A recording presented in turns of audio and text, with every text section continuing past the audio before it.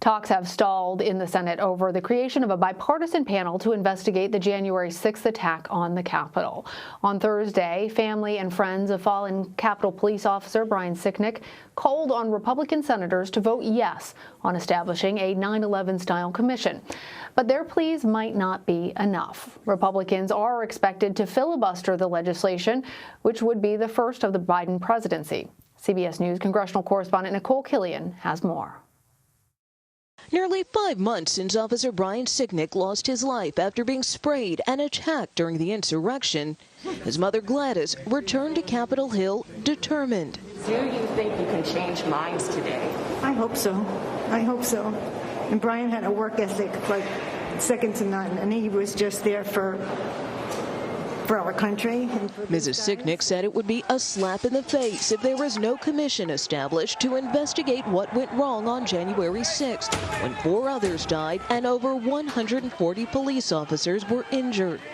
Joined by Sicknick's girlfriend and 2 officers who braved the siege, they lobbied Republican senators not to block a bill to establish the 10-member bipartisan panel. I think it's very disturbing that anyone would not want to support this. I mean, why would they not want to get to the bottom of such horrific violence? What was your message to the families? That they were heard, that what they had to say was very important. But Democrats are short of the 10 Republicans necessary to approve the commission, and Minority Leader Mitch McConnell has lobbied his colleagues to vote against it.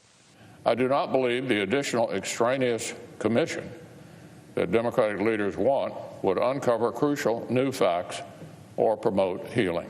Some Republicans, including former President Trump, are concerned the panel's findings could implicate them and hurt the party's chances in the midterm elections. There's no excuse for a Republican not to vote for this unless they don't want to hear the truth. And Nikole Killion joins me now from Capitol Hill with more. So, Nikole, immediately after the Capitol attack, both parties supported the formation of a commission to investigate the incident. What has changed since then? Well, I wouldn't say that a lot has changed. If you've been following these negotiations and discussions over the last couple of months, actually, Democrats and Republicans have kind of always been apart on this notion of a commission. Yes, there were negotiations, not long after the attack, but those negotiations did hit a roadblock, pretty much an impasse for several weeks until just a couple of weeks ago. They appear to be resolved with this bipartisan agreement by House Republican and House Democrat.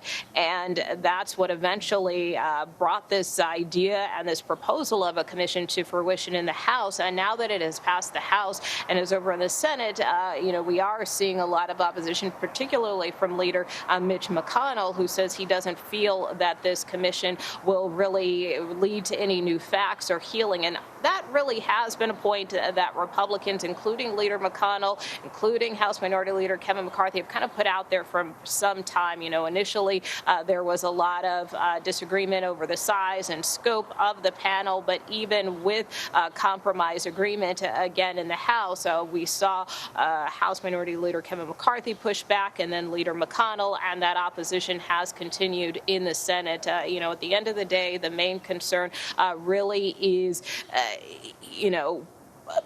is this commission really needed? That is kind of the main point that Leader McConnell and other Republicans have argued. They say that there are a lot of investigations already underway here in Congress on a federal level, and so is a commission, another commission like this, really warranted at this time. So that right now is their primary argument. But as I said, they've kind of been on the fence on this issue for some time now.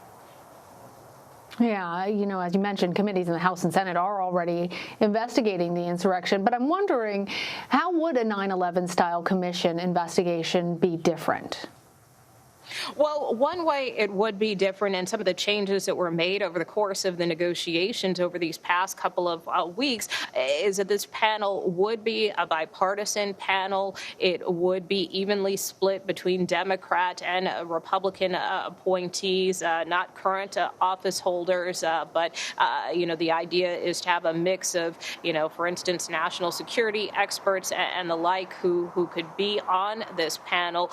And then also this panel would have subpoena power, which is critical as well. So those are some of the outlines of this commission if it were established. But they really want this, and those who have put it forth really want it to be comprehensive in scope, to really do a thorough investigation into what happened. And so while potentially there may be some overlap with some of the investigations that are already underway, I think the hope by those who have put forth this commission legislation is that it could be really all-encompassing and truly get to the bottom of what happened. So if the goal is comprehensive, bipartisan, objective, what options do commission supporters have if Senate Republicans are successful in blocking this bill? Well, one alternative is a congressional select committee. That is something that House Speaker Nancy Pelosi has floated for several weeks now and has not ruled it out. But the difference with that is that she likely would have more say-so over the process, over who may be appointed to a committee like that, which in comparison, that has been one of the arguments that many Republicans have made as they feel, Democrats are kind of taking control of this process and that it would be this partisan commission, not necessarily so with this commission legislation that's on the table. But if there were a select committee, certainly, again, the speaker might have more of a say-so over the process. And she, in fact, said before the House recessed that her objective is that she really wants this to be a bipartisan commission, a bipartisan effort. But at the end of the day, again, if that is not the path that the Senate chooses, that certainly that select committee could be an option. Nikole, before I let you go, I want to check in on infrastructure because, as you know, on Thursday, Senate Republicans unveiled their counteroffer to President Biden's $1.7 trillion infrastructure proposal. Their plan comes in at about $928 billion. So what does this new Republican offer include? And do you think that we're actually close to an infrastructure deal at this point? Well, I think we'll have to see how these negotiations continue. Certainly I think there's hope on both sides, both from Senate Republicans and from the White House, that they can come to some type of bipartisan agreement. And we certainly are seeing them move closer in terms of the numbers. You'll remember initially Senate Republicans had proposed a package somewhere in the neighborhood of $568 billion. Whereas President Biden's proposal was in the neighborhood of over $2 trillion. We saw the White House come down to about $1.7 trillion. Now we see Senate Republicans bumping their figure up to just under $1 trillion. So in terms of numbers, they are moving closer together. But in terms of all the details of this package, that still remains to be seen. Senate Republicans are very clear that they want this package to strictly encompass things that fall under traditional infrastructure, roads, bridges, and the like. They don't want this to expand out to human infrastructure, which we've seen the White House put forth as far as dealing with issues like childcare. Another non-negotiable for Senate Republicans is this issue of, using tax hikes to pay for this bill. They favor user fees, repurposing money from the previous COVID relief packages, and other infrastructure funding as a way to fund this particular measure and bill. And so that's kind of where the rubber will meet the road, if you will, if that's acceptable to the White House. But thus far, they haven't been as accepting of some of those ideas in terms of pay for. So still more negotiations, I'm sure, in the days and weeks to come. Well, good to at least see the math moving towards some sort of compromise. Nikole, thanks for joining us. You bet. Good to see you.